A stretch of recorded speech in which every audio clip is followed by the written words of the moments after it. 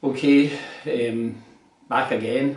We last spoke on the 22nd of November, Saturday 22nd of November, which is about 8 weeks ago.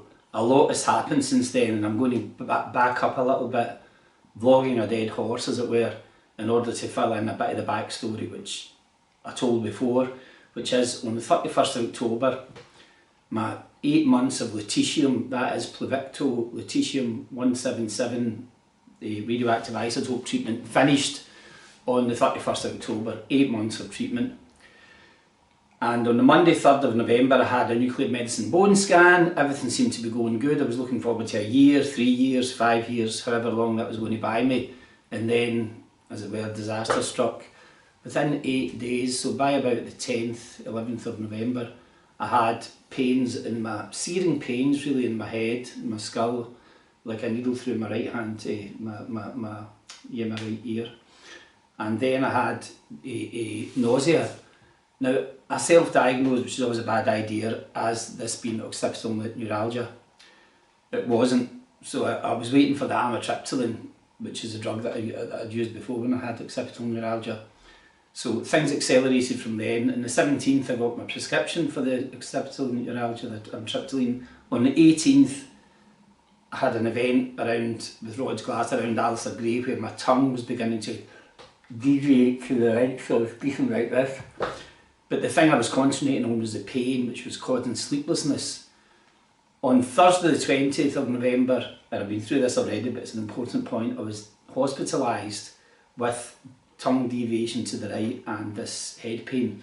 And I was given dexamethasone immediately, this steroid, which stopped the tongue deviation, shut down the pain straight away. And I got a CT scan, I got an MRI, and I mentioned already the idiom of the doctor who came in, pointed at my neck, my ear, and said, "There's a little bit of met here, you've got a little bit of met," meaning metastasis, meaning the cancer had spread to this 12th cranial nerve, or the hypoglossal nerve, which was affecting my speech. On the Saturday morning something significant happened, and that is that a young doctor came in, and having established that I was indeed the patient and not a visitor, she said, "These dexamethasone will make you psychotic." Now at the time I said to her, "No, they won't. I've had dexamethasone before on the day of my chemo, or the day before my chemo, so every 3 weeks prior. And I'd also had 5 months of prednisolone, so steroids didn't scare me, I didn't feel trepidation about steroids. However, this was dexamethasone on a daily basis. It was a completely different kettle of fish. And if you look back at the vlog that I did on the 22nd of November, I seem normal, I seem well, everything seems fine. In fact, things were very far from fine because I'd walked mostly home that day because I was confused, because the bus had changed its number, and I got off at Partick and I walked home from Partick to where we live, which is about 40-45 minutes or an hour. That was not a good sign, and I should have taken it as an omen. What happened after that was sustained sleeplessness. Now, you have to balance out the notion of sustained sleeplessness with the reality of pain-free, worry-free, wakeful, creative, drifting on a carpet of cloud. That's how I felt. So although I wasn't sleeping, sometimes I was getting 0 hours sleep, sometimes 2 hours sleep, so 8 hours a week on average sleep, and this lasted for 6 weeks, as I'll make clear. So I was sleepless, but not not tired during the day. I was wakeful. Unfortunately, I was also very hungry, so I ate a lot of crap. I can write off my diet. I ate pizzas and pies and mince pies and double cream and all kinds of things. So my diet went down. I went down from 12,000 steps a day to 200 steps a day. I stopped doing my exercises altogether, and as I say, my sleep suffered. And when I stopped walking, it was partly the weather was very bad at the time, but it was also partly I lost confidence because I began to stagger. I began to do what I called a lurch step, so I stepped forward 2 steps rather than 1. Now this had consequences which I'll talk about shortly. The first thing that happened was I had an appointment with my oncologist on about I need to get the date of this right, which I think was the might have been the 29th actually, if that's a 17th, 29th, Friday 29th. And he told me some bad news. The bad news was that my the cancer had spread, you know, and that this was indeed impinging on this, you know, passage aperture into my telephone exchange in my brain. He'd only seen this happen once before, and it was with a professor. So obviously the professors are the mind's a magpie for a magnet, sorry, for the cancer, Captain Howdy. So straight away he scheduled chemo for me right through to mid-June, till the 15th of June. But he did that with the option open for me to get targeted radiotherapy. But I hadn't yet been told that I would get targeted radiotherapy, so I was still in the dark as to whether this was just straight into the destructive chemo to destroy as many cancer cells as possible, or the targeted radiotherapy. What happened next happened very quickly. On Tuesday the 2nd of December, the afternoon of my birthday, my 65th birthday, I went to the New Victoria and I had a CT scan. The next day I was scheduled to have a nuclear medicine bone scan, and then on the Friday I thought I had an MRI, Friday the 5th of December. I was wrong about that because I'd had the MRI at QEUH 2 weeks before, so I was a bit confused about appointments. On Wednesday, as I was waiting for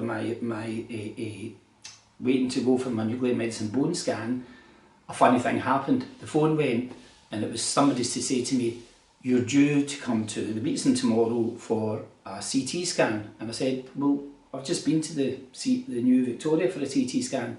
They said, "No, this is the Tom Weldon, this is the Beatson, and it's radiotherapy." So that morning at 8:30, the 3rd of December, was the first I became aware of the fact that I was going to be getting treatment to target and reduce the growth of the tumour behind my ear. And that Dr. Lamb, the leading head and neck expert at the Beatson, had been consulted and had looked at the scans and had decided that this was a workable solution or something worth trying. Things went off very, very quickly from then. The first thing that happened was I had a nuclear medicine bone scan. Then on the Tuesday at 2 o'clock I went on the Beatson. Now at the Beatson I was in for a bit of a surprise because I was asked if I'd been to a Turkish barber before, which I never had, but I was measured for this mask, and the mask I was measured for you know, was fitted very tightly around my face, because what it was a piece of warm plastic that melted into my face and fitted me to a T. It fitted me perfectly. And this is what it was. It was a mould. It was a mould of my face. And this is what I was to wear the following week, between the 8th and the 12th of December at 8:30. So between the 8th and 12th of December at 8:30 in the morning, I was to go along. Now the first time it took 12 minutes to set the thing up, but from then on it was a 5 minute, so 5 minutes under this machine that did vertices and deltas and, you know, basically £2 million scanner, which worked at 100th of a millimetre to reduce the tumour at the side of my ear and my hypoglossal nerve, 12th cranial nerve, in order to shrink it sufficiently before I proceeded with the rest of my treatment. Now, if you're going to get 6 months chemo, you begin to think the following: if there's one rat in the house, there's 100. If Captain Howdy is knocking, trying to get into the engine room, as it were, or the steering wheel, then there's 99 of his crew down below. So I knew that. I knew that straight after the targeted radiotherapy, whether or not it was successful, I was going straight into this extended period, 6 months of chemotherapy, with a new drug called cabazitaxel. So not the docetaxel that I had when I had the 4 months of chemo prior, between November 2023 and March 2024. This was a new experience. Now, this might surprise you, but I was glad, because I thought, right, it'll take me up to the World Cup. That's how simple-minded I am and Pollyanna I am. I thought, right, if I'm getting chemo, because you always think if you're in treatment you're alive, so I thought, if I'm getting chemo I'm going to be alive for that length of period, that period of time. But meanwhile, behind the scenes, things were going wrong, because dexamethasone is a very wolfish drug. It's a bad drug. It turns you into Mr. Hyde. So in the house there was a bit of carnage and chaos. On the 15th of December I made a mistake. I went down to the Maggie's Centre to see my Maggie's mates, my cancer comrades, to tell them why I hadn't been there, and to take in some chocolates and stuff and herbal tea.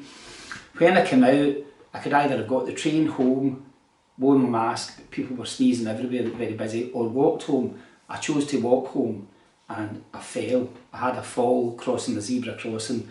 It was a fall that took place through exhaustion, through tiredness, but also through this lurch step, this double step. So basically I stepped forward and I fell on my head, my side, my knee, everything down the right hand side. Of course I fell on my skull where I just had the treatment, the tumour shrinking. So these three women gathered round. One of them was the driver of the car that had stopped at the zebra. One was a student, I think, in front of me, another one was a woman. The woman that got out of the car said she felt she was responsible. Had she harassed me, had I hurried up? And I said, no, not at all. I said, I'm on medication, this is happening, you know, I've fallen before, this is not a problem. And I said I would phone my wife and so on. Well, I got home and Deanie patched me up a bit with plasters and cream. The truth is, it was very minor. I never even took a paracetamol for it, but it was very surreal. As I was walking home, I saw two white swans flying across a pink sky. I wanted to take my phone out and take a picture, but I couldn't because my phone was, I used the hand that had been bruised. So forward from there, I had another appointment with my oncologist, but before that something else happened, and I think the appointment with my oncologist was the 19th of December. It was the 19th. It was quite traumatic because he said he was very worried.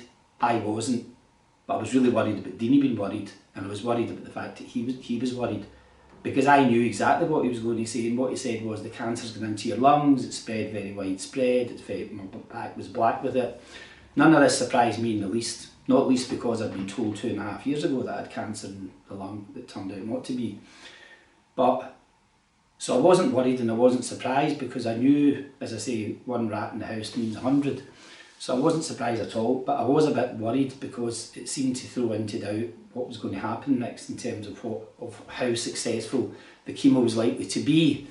That Monday I took action that I should have taken weeks before. I phoned my GP, and for the first time I spoke to my GP, because I'd registered in July and never spoken to a GP, and I told her I hadn't slept for 6 weeks properly, and she was quite astonished at that, and she prescribed for me sleeping tablets. I'm 65 years old, I'd never had a sleeping tablet in my life. I took a sleeping tablet that night and for the next week, and you know, I was so delighted to find that I slept 8 hours. I slept 8 hours with my slept 8 hours with my sleeping tablet. It was a miracle drug, and this happened for 7 nights, so right through till the Monday, the 28th, 29th, Monday the 29th, when I went in to get the chemo, the cabazitaxel. Now I don't have to tell you, because you probably know this already, but I don't get side effects. I had no side effects from 4 months of chemo, I had no side effects from 8 months of lutetium. This cabazitaxel, I was threatened with various side effects, nothing happened. In fact, they were watching over me and telling me about a reaction I'd had prior to the other chemo, to docetaxel, and I had to inform them that I didn't have a reaction to that it was a young nurse on call from the QEUH, because we're understaffed, who had neglected to give me cortisone. And I'd been asked about this and I'd said, that's fine. So the senior cancer nurse had come down and said, what do you want to happen here? And I said, just, can you continue with this process? And she did after an hour's delay. So in other words, I had no reaction to the docetaxel, I simply hadn't been given the cortisone. So the cabazitaxel went well. Well, for obvious reasons, because I hadn't slept for a long time, because of the length of time I'd been on the dexamethasone, although I'd come off of the dexamethasone. And when I come off the dexamethasone, I made it very clear to my oncologist that I would rather die screaming in a month than upset my wife over a period of a year on this monstrous Jekyll and Hyde, Mr. Wolf drug.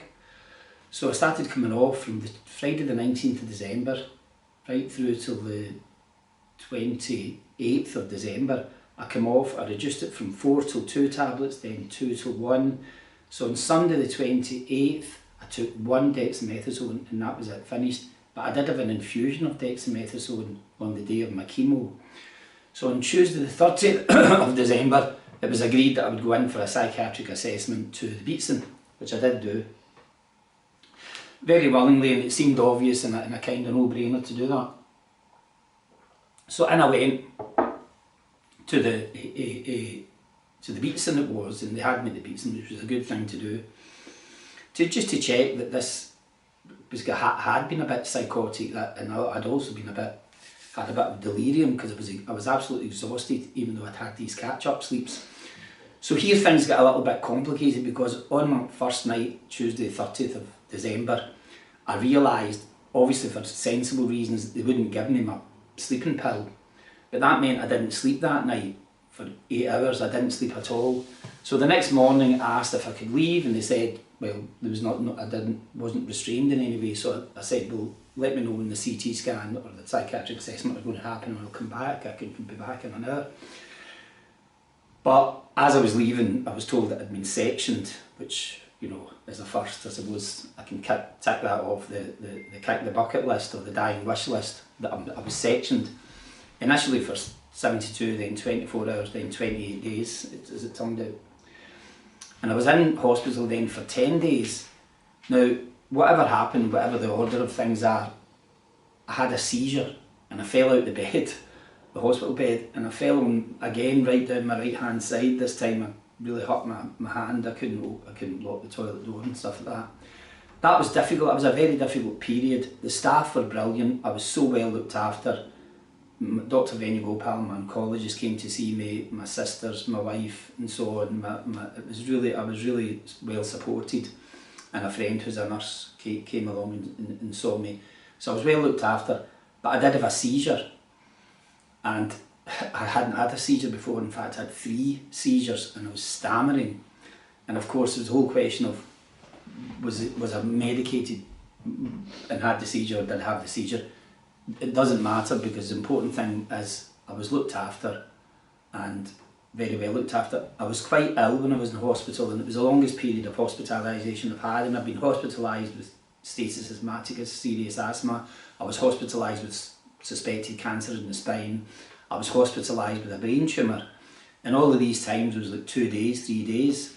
So this period of hospitalisation, which ran straight through Hogmanay, the new year, was really significant. I never said Happy New Year to anyone, because I couldn't say Happy New Year to anyone, to family, because it wasn't relevant. So this continued. I was discharged on the 8th of December.